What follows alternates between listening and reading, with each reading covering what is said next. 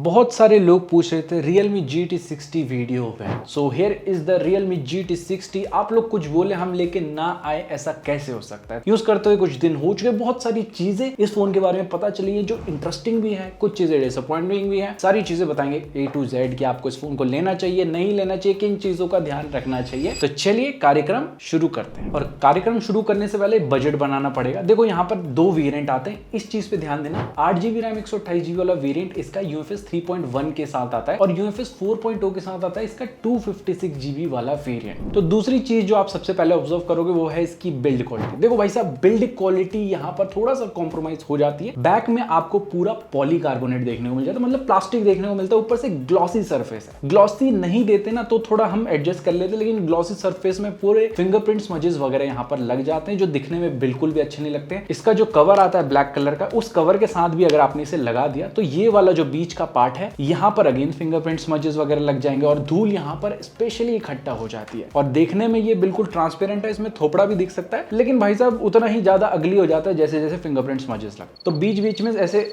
सफाई अभियान चालू करते रहना पड़ेगा। इनफैक्ट बैक में जो दो फ्लैशलाइट मिलती है दोनों की दोनों जलती है और इनफैक्ट इंटेंसिटी भी आप इसकी कम ज्यादा कर सकते हैं, फुल आईफोन वाली वाइब मिलेगी। एज सच फोन ऐसा नहीं है कि बेंड हो जाएगा, टूट जाएगा, लेकिन एक प्रीमियम बिल्ड क्वालिटी होती है ना, इतने रुपए दे रहे हैं तो वो बिल्ड क्वालिटी आपको वैसी नहीं मिलेगी जैसे नॉर्ड 4 में मिल जाती है। फुल मेटेलिक बिल्ड है, फोन को पकड़ते ही लगता है कि हाँ भाई साहब महंगी बातचीत है। यहाँ पर वो महंगी बातचीत वाला फील नहीं आने वाला है। लेकिन इसके अलावा आपको यहाँ पर IP65 की रेटिंग मिल जाती है एंड फोन एज सच बहुत छोटा नहीं है। ऑल द टाइम आपको दो हाथ से ही यूज करना पड़ेगा, कॉम्पैक्ट श्रेणी में बिल्कुल भी नहीं आता है। कर्वी बैक है जिसकी वजह से फोन को पकड़ने का ना सिलसिला अच्छा हो जाता है, मतलब अच्छे से ग्रिप बन जाती है। एंड कंसीडरिंग इसमें 5500 mAh की बैटरी है भाई साहब, स्टिल बहुत ज्यादा हैवी फील नहीं होता है। 193 ग्राम जस्ट इसका वेट है और डुअल सिम का सपोर्ट मिलता है। कोई भी हेडफोन जैक का गड्ढा नहीं मिलता है, लेकिन यहाँ पर स्टीरियो स्पीकर सेट मिल जाते हैं जिसमें आपको स्पेशल ऑडियो और ORELT का सपोर्ट देखने को मिलता है। बट लाउड वॉल्यूम में ना बैक में इस साइड में वाइब्रेशन होती है तो थोड़ा सा अजीब लगता है अगर आप विदाउट केस यूज करो। बाकी हैप्टिक्स आपको अच्छे टकटक वाले देखने को मिल जाते हैं। इंप्लीमेंटेशन भी अच्छा खासा किया गया है and in display fingerprint sensor भी मिलता है जो बहुत ही fastly accurately all the time work करता है। तो ओवरऑल बिल्ड क्वालिटी इसका स्ट्रॉन्गेस्ट पार्ट नहीं है। स्ट्रॉन्गेस्ट पार्ट आता है भाई साहब फ्रंट वाली चीज। यहाँ पर आपको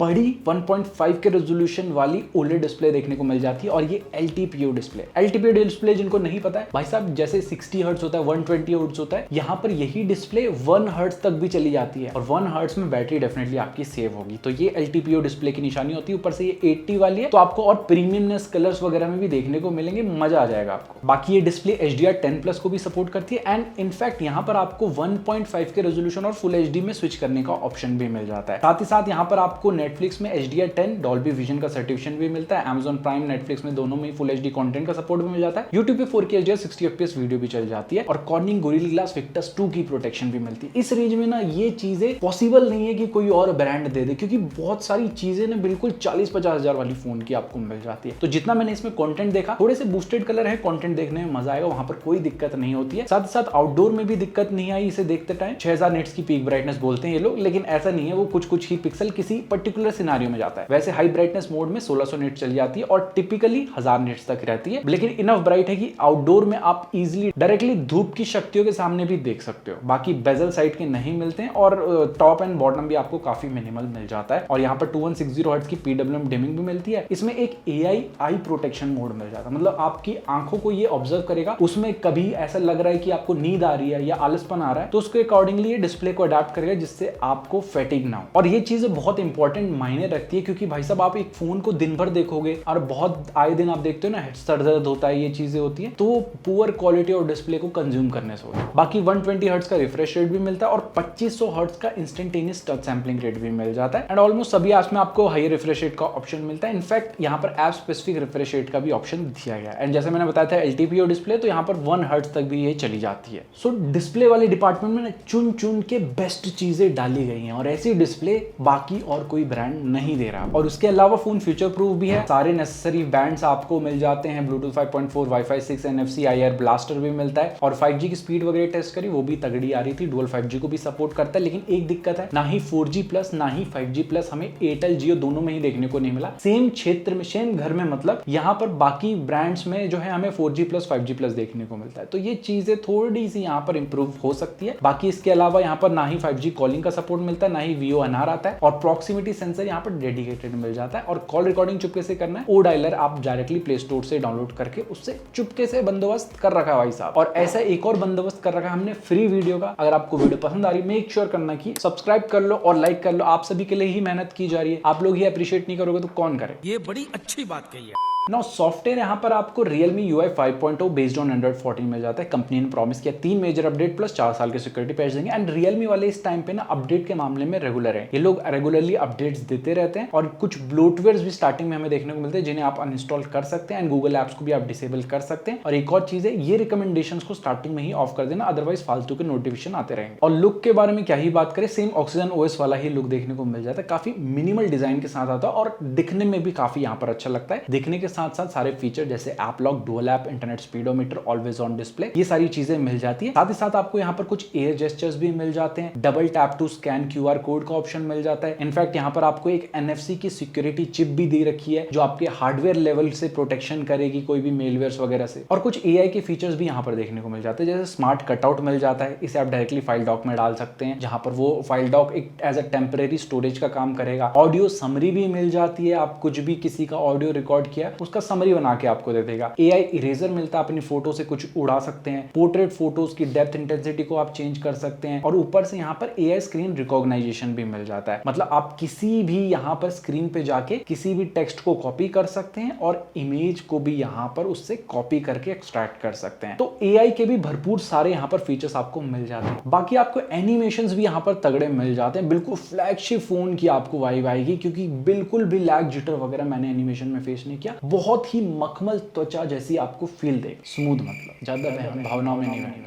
एंड एज सच इसमें कोई मेजर बग मैंने फेस नहीं किया। UI गुड टू गो है और इस टाइम पे मैं डेफिनेटली बोल सकता हूँ कि काफी अच्छा काम किया गया है UI में। एक और चीज में काफी अच्छा काम किया गया है वो है परफॉर्मेंस। यहाँ पर आपको स्नैपड्रैगन का 7+ Gen 3 प्रोसेसर मिल जाता है, LPDDR5X रैम मिलती है और UFS 3.1 मिलती है 8/128 में, और उसके ऊपर वाले वेरिएंट में आपको UFS 4.0 देखने को मिल जाती है। तो Antutu स्कोर्स 1.3 मिलियन प्लस के मिलते हैं, कोई भी CPU थ्रॉटल नहीं हुआ था, अच्छे वीक बेंच स्कोर्स भी मिल जाते हैं। और हमारे पास ये UFS 3.1 वाला वेरिएंट है, तो आपको 91,000 के रीड राइट स्पीड देखने को मिलती है। तो क्या UFS 3.1 की वजह से हमें कोई लैग वगैरह फील हुआ? नहीं, बिल्कुल भी यहाँ पर लैग वगैरह फील नहीं हुआ। हमने ऐप को ओपन क्लोज बहुत जल्दी जल्दी भी करके देखा, कैमरा ऐप को भी ओपन करके देखा, कोई दिक्कत नहीं आई। इनफैक्ट हमने रैम मैनेजमेंट टेस्ट भी किया, 10 ऐप खोले हमने, उसके बाद देखा कि 10 के 10 ऐप जो है बैकग्राउंड में रनिंग थे, किसी भी ऐप को इसने क्लोज नहीं किया था। तो डे टू डे यूसेज में, मल्टीटास्किंग में फोन बिल्कुल भी डिसअपॉइंट नहीं करेगा। एक और चीज में डिसअपॉइंट नहीं करेगा वो है यहाँ पर गेम। तो BGMI में आपको स्मूथ एक्सट्रीम प्लस 90 FPS का सपोर्ट देखने को मिलता है, HDR में 60 FPS का सपोर्ट मिल जाता है। तो गेमिंग भी हमने इसे अच्छी खासी करके देखी और भाई साहब बिल्कुल भी गेमिंग में डिसअपॉइंट नहीं करता ये फोन। बस एक जगह दिक्कत मुझे ये लगी कि भाई साहब कर्व डिस्प्ले में थोड़े मिसटच होते हैं। गेमिंग के लिए ना पर्टिकुलर फ्लैट डिस्प्ले ही सबसे बेटर रहती है। आप कितना भी कर लो, अगर आप 3 फिंगर 4 फिंगर से खेलो ना कहीं साइड में टचेस हो जाते हैं, जिसकी वजह से भाई साहब थोड़ा दिक्कत वाली बात हो जाती है। लेकिन उसके अलावा यहाँ पर जो एवरेज फ्रेम्स पर सेकंड हमें देखने को मिले वो थे 80 to 85 के बीच में। मोस्टली 85 ही देखने को मिल रहे थे, प्रॉपर 90 तो नहीं मिलते हैं, लेकिन 85 भी 90 FPS की गेमिंग में मैं बोलूंगा काफी अच्छे FPS हैं। और जब हमने टेम्परेचर चेक किया आधे घंटे के गेम प्ले के बाद, तो यहाँ पर आप देख सकते हो 41 डिग्री फ्रंट में था और 40 डिग्री सेल्सियस बैक में देखने को मिला। तो बहुत ज्यादा मेजर हीटिंग के इश्यूज तो नहीं है, बट हम एक्सपेक्ट करें तो थोड़ा और ठंडा रहे फोन, क्योंकि बैक में प्लास्टिक है, मेटल भी नहीं है कि ज्यादा गर्म हो रहा हो। लेकिन उस हीटिंग की वजह से गेमिंग में कोई भी ऐसा इफेक्ट देखने को नहीं मिला। इसके अलावा जायरोस्कोप की परफॉर्मेंस भी टॉप नॉच मिल जाती है। और एक और चीज गेमिंग में तगड़ी मिलती है कि आप यहाँ पर CPU GPU को ओवरक्लॉक कर सकते हैं। गीक पावर ट्यूनिंग नाम का ये ऑप्शन आपको मिल जाता है इनके ही गेम बूस्टर में। तो यहाँ पर से आप अपने CPU को थोड़ा ओवरक्लॉक कर सकते हैं, GPU को ओवरक्लॉक पे कर सकते हैं। तो ये हायर फ्रीक्वेंसी पे चल के आपको बेटर परफॉर्मेंस देगा, लेकिन एट द सेम टाइम थोड़ा हीट भी ज्यादा होगा, बैटरी भी ज्यादा कंज्यूम होगा। तो इस चीज को मत छेड़िए अगर ज्यादा नॉलेज नहीं है। बट इसके अलावा आपको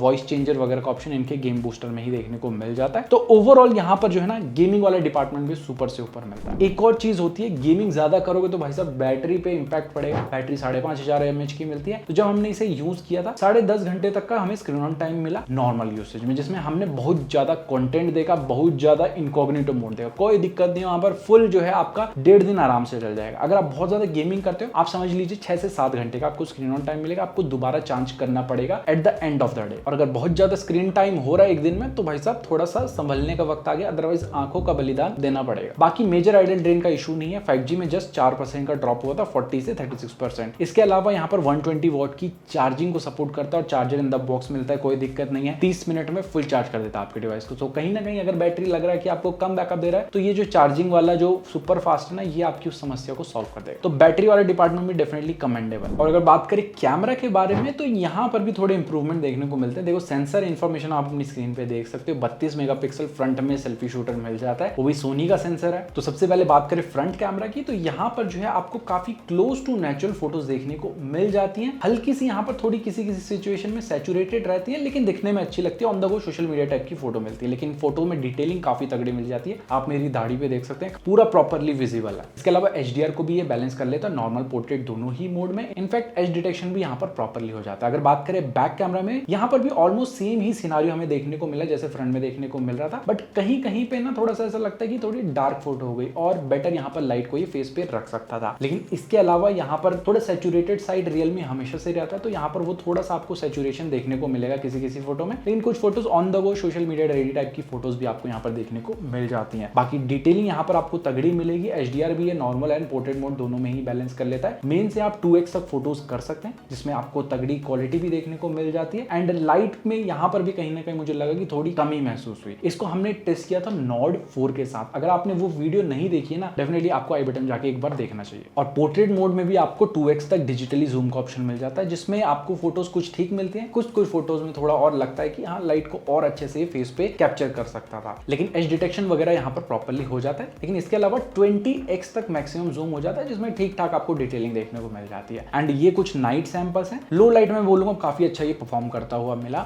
एंड किसने काफी अच्छे से लाइट को बैलेंस किया है एंड ओवरऑल नाइट में काफी तगड़ी फोटोज निकाली है। अल्ट्रा वाइड से भी यहाँ पर जो मैं बोलूंगा ओके फोटोज देखने को मिली, एज सच कोई बहुत ही एक्स्ट्राऑर्डिनरी फोटोज नहीं मिली, कहीं कहीं पर डार्क रही यहाँ पर भी फोटोज। तो फोटोज वाले डिपार्टमेंट में डेफिनेटली यहाँ पर स्कोप है इंप्रूवमेंट का। होपफुली ये लोग टाइम के साथ चीजें इंप्रूव करेंगे। एंड इसके अलावा आपको बैक से 4K 60 FPS वीडियो रिकॉर्डिंग का सपोर्ट मिल जाता है, उसमें स्टेबलाइजेशन मिलती है, तो फुल व्लॉग बाजी आप कर सकते हो और आपको अच्छे FPS भी मिलेंगे। साथ ही साथ फ्रंट में भी 4K 30 FPS का सपोर्ट मिलता है, तो व्लॉगिंग वगैरह करते हो तो फ्रंट वाला कैमरा भी आपको बिल्कुल डिसअपॉइंट नहीं करने वाला है, यहाँ पर भी आपको स्टेबलाइजेशन मिल जाएगा। सो ओवरऑल कैमरा वाला डिपार्टमेंट में बोलूंगा टॉप प्रायोरिटी तो मत रखना इसको, लेकिन ऐसा भी नहीं कि बहुत डिसअपॉइंट करेगा, ठीक ठाक आपको कैमराज यहाँ पर देखने को मिल जाते हैं। तो गाइस दुनिया भर की बातें हो गई GT60 के बारे में, तो क्या ये फोन वर्थ इट है 25-26 हजार में कि नहीं? देखो सिंपल सीधे शब्दों में बताऊंगा, अगर आपके लिए ब्रांड वैल्यू बहुत ज्यादा मैटर नहीं करता है और बैक स्पेशली जो प्लास्टिक से हो और ऐसे ग्लॉसी सरफेस हो, स्मजेस वगैरह आ जाए, वो मैटर नहीं करता है, देन ये फोन एक अच्छी चॉइस हो सकता है। लेकिन ये उन लोगों को टारगेट नहीं करता है जिनको